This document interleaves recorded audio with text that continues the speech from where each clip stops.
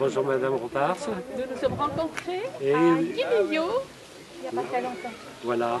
Le jour du Trouver des arrêts. Tout à fait. Monsieur Plouidi. Oui, Votre prénom? Louis de Roscoff. De Roscoff. Et vous? Plouidi, Henri. Henri Plouidi. Mais vous êtes originaire de? Paul Guimillot. De Paul Guimillot. Est-ce que vous pouvez me dire la raison pour laquelle vous exposez aujourd'hui? Alors, nous exposons aujourd'hui parce que nous faisons partie de l'association La Vallée des Saints. Dont le à Carnoët, dont le but est de justement conserver et transmettre le patrimoine en érigeant des statues monumentales de chaque saint breton.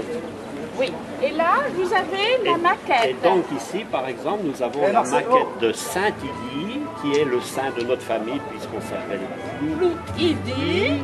Et la statue est financée par l'ensemble de la famille Plouidi.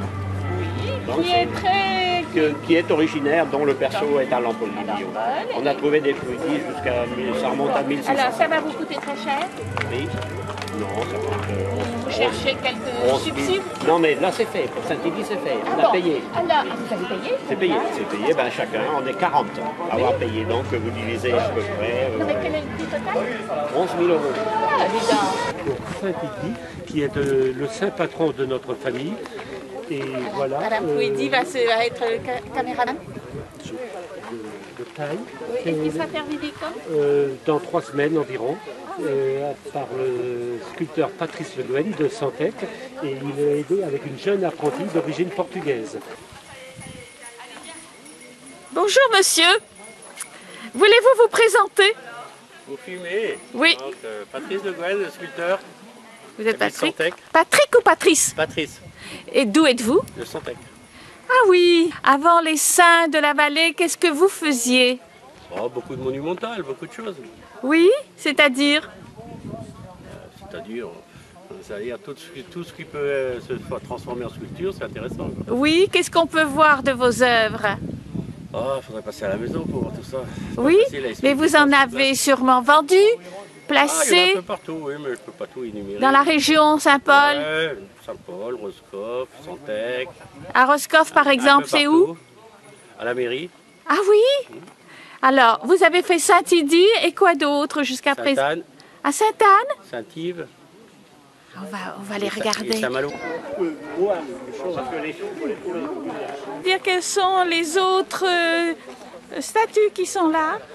Les autres saints, non, qu'on est en train de tailler, je ne les ai pas tous, mais enfin, je pourrais vous dire. Je ne vois pas le Saint-Yves de Montrégor. Saint-Yves. Saint-Yves, c'est là-bas. Le petit, là-bas. Ah! C'est Saint-Yves. Oh, ben, il a changé, parce que quand je l'ai vu à Saint-Paul, il était en granit de rose. Non, Saint-Yves n'a pas été taillé à Saint-Paul, que je sache. Ah, je regrette, je l'ai vu. Alors, donc, aujourd'hui, maintenant, vous essayez de promouvoir Saint-Miliau. Oui. Et vous m'avez dit, vous aviez l'autre fois... Ah, le haricot-maître est toujours là. Voilà, il est toujours là. Oui, oui. Donc, et ça a grimpé? Ça grimpe, ça grimpe. Vous en êtes à combien? On en est à 2000 et quelques euros. Il en faut 11 000. 11 000. Bon. Mais bon, ça marche, ça marche. Oui, oui. On va aller voir de près. On va faire une souscription pour faire un socle pour Saint-Yves. Parce que si on mettait Saint-Yves sur un socle, il n'aurait déjà plus la même allure. Parce que Sainte-Anne, si on ne la met pas sur un socle, Sainte-Anne, elle n'aurait pas la même allure. Ah oui. Elle est sur un socle, hein. Elle est surélevée comme ça. Et le Saint-Idi, si on le laissait comme ça, il sera beaucoup mieux quand il sera sur son socle. Il aura une allure plus monumentale. Hein, ça les rehausse de presque 1 mètre. Hein, et ça change beaucoup de choses. Et en combien de temps ils font une statue à peu près? Ils mettent le mois de juillet. Pour faire une statue? Ouais. 1 mois à peu près. Il ne sera pas dit que je ouais. La taille du bloc, 1 mois, à partir du moment où ils ont leur bloc de granit. Vous auriez vu la jeune fille quand elle dit Saïdi, je la regardais vendredi. Bravo! Il n'y a pas quelqu'un qui vous prend en photo. Elle est là comme apprentie, elle est avec le marteau-piqueur, une jeune portugaise. Ah ouais, vous êtes pris en photo. Voilà. Vous êtes filmé. Et ils finissent à la main, Vous serez sur Ah, Internet. mais c'est filmé après. D'où êtes-vous, madame? De Garlesca. Ah, Je fais Saint-Trémeur. Monsieur Le Guen, qui a fait Je fais Saint-Trémeur. mais certains n'aiment pas. ah oui, très bien. C'est vrai, oui. Monsieur Plouidi, Bonjour, comment ça de va? nouveau bonjour. Vous allez me donner la conclusion de votre travail depuis que nous nous sommes vus en juin. Ah ben écoutez, ça avance gentiment. Mon haricomètre là, vous avez vu que ça monte un peu. Ça monte un peu. Donc quand je vous avais vu, j'étais à peu près à 270 haricots, quelque chose comme ça.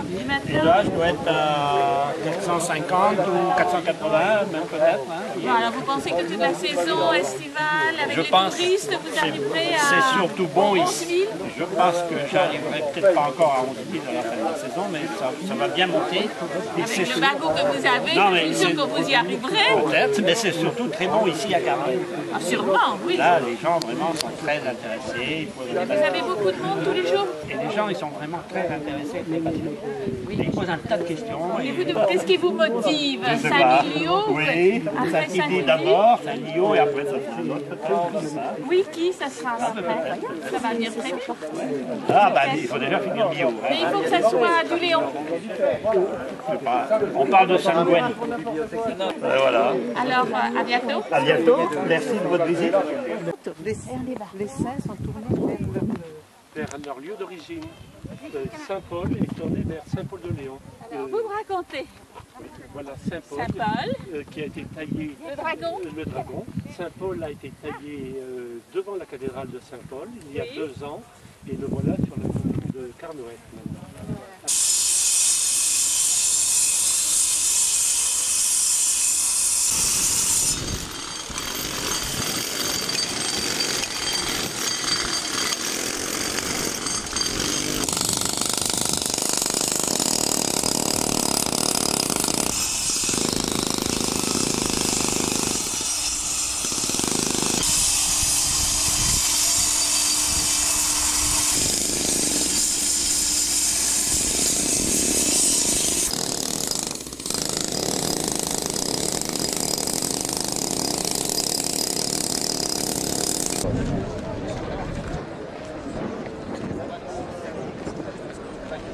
Bien, merci Monsieur le maire. Eh bien, la cérémonie profane, si l'on peut dire, donc vient de se terminer. Et alors, ces statues donc ne sont pas tout à fait neutres, effectivement. Elles rappellent une page importante de la Fondation de la Bretagne. Elles vont être bénies maintenant par le père Le Goff, recteur de Carantec, et par le père Dominique de la Forez, donc curé d'une paroisse de Vannes et aumônier du Progrès. Permettez-moi de faire d'abord cette présentation en rappelant que nos ancêtres, dans les temps les plus reculés, ont cherché à comprendre quelque chose du mystère de l'univers qui les dépassait, comme de comprendre aussi en chacun d'eux cette vie intérieure qui les interrogeait avec cette éternelle question « Pourquoi ?» Et pour cela, nos ancêtres ont levé de grandes pierres, des menhirs, des dolmens, pour symboliser et vivre déjà cette rencontre entre le divin et l'humain. Et ce projet de la vallée des saints veut honorer la mémoire des saints fondateurs de la foi chrétienne en notre terre d'Armorique. Ils sont venus d'Irlande, du pays de Galles, de Cornouailles jusqu'ici pour parler de la bonté de Dieu à tous les hommes. En levant aujourd'hui ces nouvelles pierres dressées vers le ciel, ce n'est pas un retour nostalgique vers le passé, mais une volonté de redonner un souffle spirituel à notre région et à notre monde, qu'il en soit ainsi. Au nom du Père, du Fils et du Saint-Esprit. Amen. Et nous écoutons ces passages de l'Évangile qui ont façonné la vie de tous ces saints. L'Évangile de Jésus-Christ selon saint Matthieu.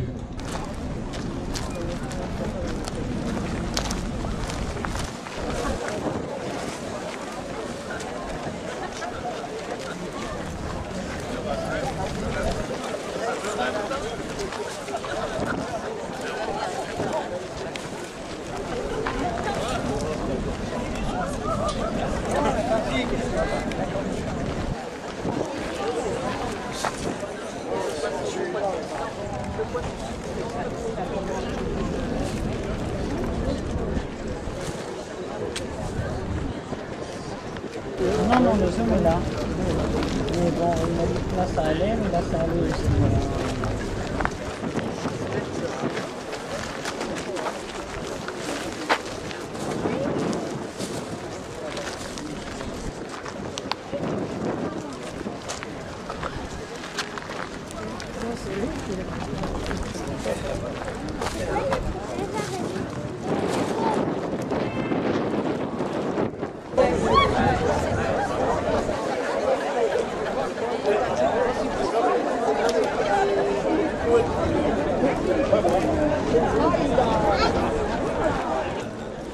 Oui, que Dieu Tout-Puissant nous bénisse, le Père, le Fils et le Saint-Esprit. Amen. Allons, dans la paix du Christ, Nous rendons grâce à Dieu. Ta Lucus, ni patret Bresiser, ni Zafomaratao, vit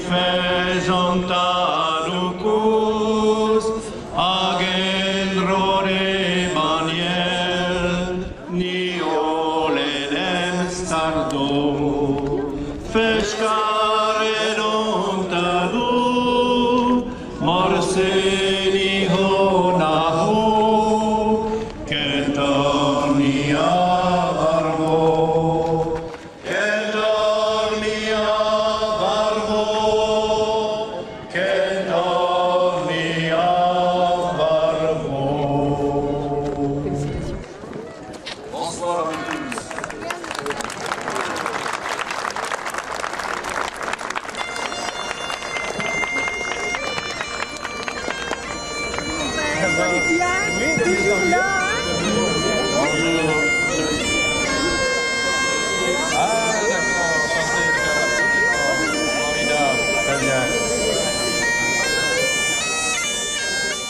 Il ne va pas bouger de là.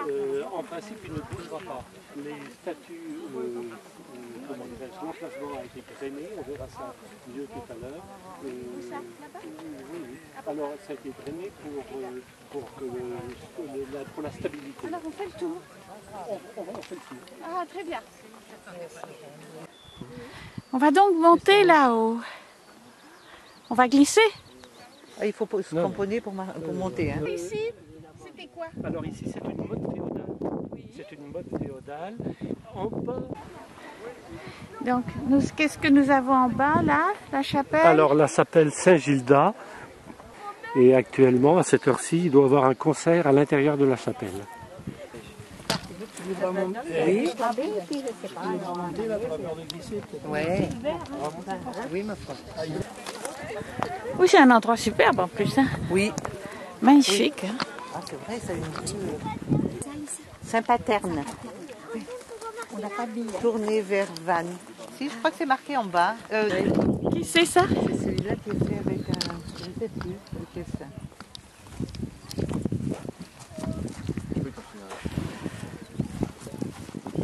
On est vers Saint-Malo.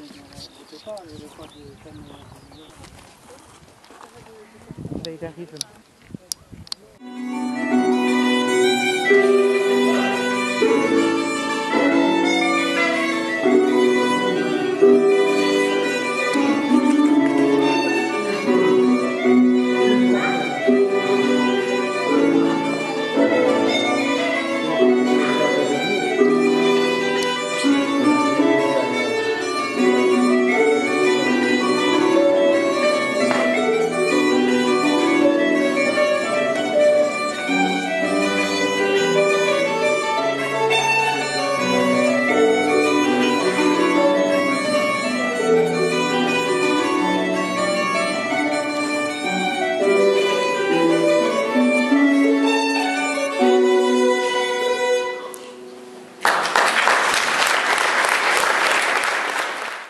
Urach, qui abrite un des joyaux de la Bretagne intérieure, l'église, qualifiée de cathédrale de l'Argoat. Et nous découvrons, avec surprise, dans ce tout petit village, une magnifique église gothique et Renaissance, avec quelques éléments de construction, les piliers et les grandes arcades qui datent du XIVe siècle, le porche et la haie des apôtres du XVe, le clocher-mur style Beaumanoir du XVIe, le clocher du XVIIe siècle.